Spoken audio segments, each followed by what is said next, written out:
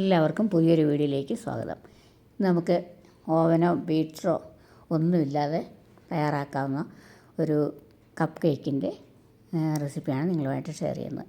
അപ്പോൾ അതിനായിട്ട് ഒരു ഗ്ലാസ് മൈദ എടുത്തിട്ടുണ്ട്. ഈ ഒരു അളവ് ഗ്ലാസ് വെച്ചാണ് നമ്മളെല്ലാത്തിനും എടുക്കേണ്ടത്. അതിലേക്ക് ബേക്കിംഗ് പൗഡർ എടുക്കുക. ബേക്കിംഗ് സോഡയും ബേക്കിംഗ് പൗഡറും ചേർക്കണം. ഒരു 1/4 ടീസ്പൂണോളം ബേക്കിംഗ് സോഡ ചേർക്കാം.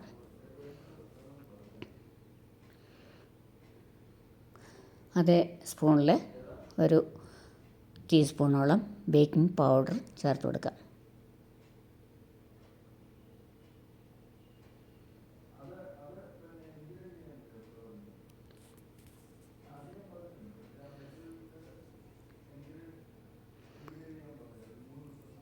ഇനി അതിലേക്ക് നമുക്ക് ഒരു പിഞ്ച് ഇതുണ്ട്, ഇത്രയും മതി ഉപ്പ്, സാധാരണ ഉപ്പ് കൂടെ ചേർത്ത് ഇതൊന്ന് അരിച്ചെടുക്കാം.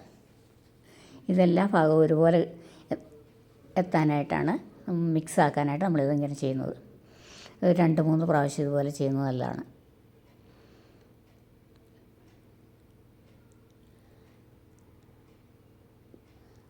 ഇതിന് നമുക്കൊന്നുകൂടെ ഒന്ന് അരിച്ചെടുക്കാം.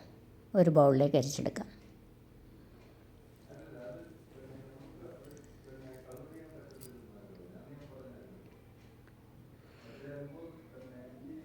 നമുക്ക് ബീറ്ററോ അല്ലെങ്കിൽ ഓവനോ ഒന്നും ഇല്ലെങ്കിൽ തന്നെ നമുക്ക് വീട്ടിലുള്ള അത്യാവശ്യം ചെറിയ ചെറിയ ബൗളൊക്കെ കൊണ്ട് നമുക്കിതുപോലെ അതിനകത്ത് അത്യാവശ്യ സാധനങ്ങളെല്ലാം ഉണ്ടെങ്കിൽ ചെയ്തുണ്ടാക്കാവുന്നേ ഉള്ളൂ. വളരെ എളുപ്പമാണ്. പക്ഷേ നല്ല ടേസ്റ്റും സോഫ്റ്റായിട്ടുള്ള കപ്പ് കേക്ക് നമുക്കുണ്ടാക്കാം.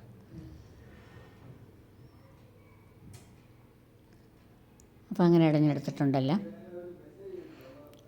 അതിലേക്ക് നമ്മൾ മൈദ എടുത്ത അതേ ഗ്ലാസ്സിൽ ഒരു 1/4 ഗ്ലാസ് സൺഫ്ലവർ ഓയിൽ ചേർത്ത് കൊടുക്കുന്നുണ്ട്.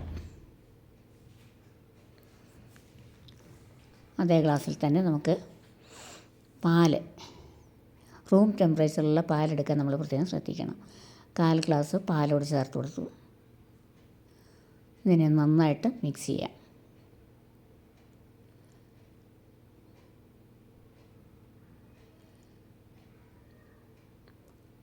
അതേ ഗ്ലാസ്സിൽ 1/2 ഗ്ലാസ് പഞ്ചസാര പൊടിച്ചതാണിത്. ഒരു 2-3 ഗ്രാമ്പും കൂടെ ചേർത്ത് പൊടിച്ചിട്ടുണ്ടായിരുന്നു. ഇതിനെ നമുക്കതിലേക്ക് ചേർത്ത് കൊടുക്കാം.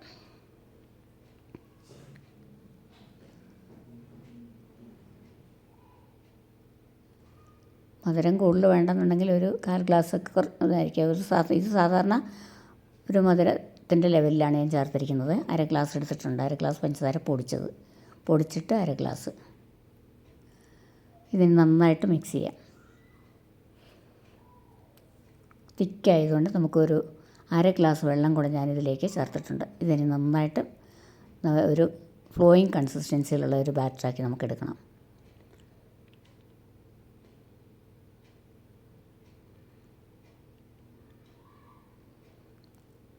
സാധാരണ സ്പൂണോ ഇതുപോലെ ഇതൊക്കെ ഉണ്ടെങ്കിൽ നമുക്കിതുപോലെ മിക്സ് ചെയ്തെടുക്കാം. ഇതിലേക്ക് കുറച്ച് ടൂട്ടി ഫ്രൂട്ടി ഇട്ട് കൊടുക്കുന്നുണ്ട്.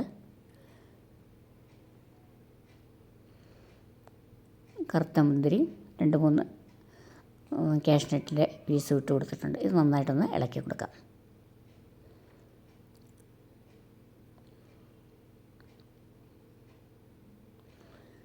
നമുക്കൊരു ഇഡ്ഡലി പാത്രമാണ് വെച്ചിരിക്കുന്നത്. അതിലേക്ക് ഒരു സ്റ്റാൻഡ് വെച്ച് കൊടുത്തിട്ടുണ്ട്.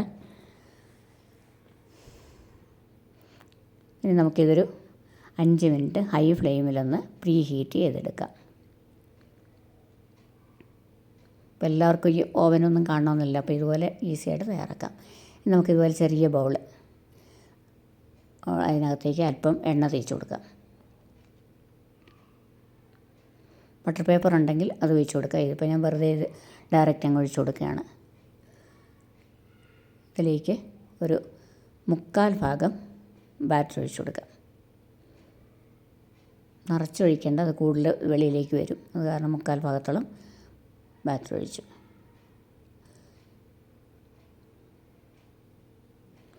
അതൊന്ന് ടാപ്പ് ചെയ്ത് വെച്ചിട്ടുണ്ട്. ഇനി നമുക്കതിലേക്കൊരു പ്ലേറ്റ് വെച്ച് കൊടുക്കാം. നമ്മൾ ബാറ്റർ റെഡിയാക്കി വെച്ചിരിക്കുന്ന ബൗള് ഇതിലേക്ക് വയ്ക്കാം. അതിൻ്റെ മുകളിലായി ഒരല്പം മുന്തിരിയും, ഇതൊക്കെ ഒരു ഡെക്കറേഷന് വേണ്ടിയിട്ടാണ്, അത്രയേ ഉള്ളൂ. കാഷ്നട്ട് ഇട്ട് കൊടുക്കുക. അടച്ചു വെച്ച് ഒരു 30 മിനിറ്റ് ലോ ഫ്ലെയിമിലൊന്ന് നമുക്ക് ഹീറ്റ് ചെയ്തെടുക്കണം. 30 മിനിറ്റായി നോക്കാം, നമുക്കിതായിട്ടുണ്ടോ റെഡി ആയിട്ടുണ്ടോ നോക്കാം.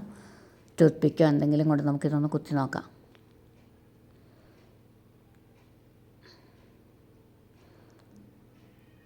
ഒട്ടിപ്പിടിക്കുന്നില്ല. അപ്പം നമുക്ക് കേക്ക് റെഡി ആയിട്ടുണ്ടാകാം.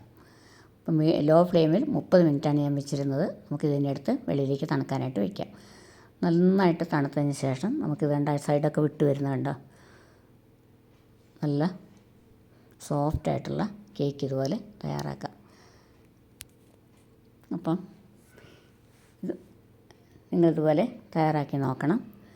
പിന്നെ വീഡിയോ ഇഷ്ടപ്പെട്ടുവെങ്കിൽ ലൈക്ക് ചെയ്യണം, ഷെയർ ചെയ്യണം, സബ്സ്ക്രൈബ് ചെയ്യണം, ഹൈപ്പ് ചെയ്യാൻ മറക്കരുത്.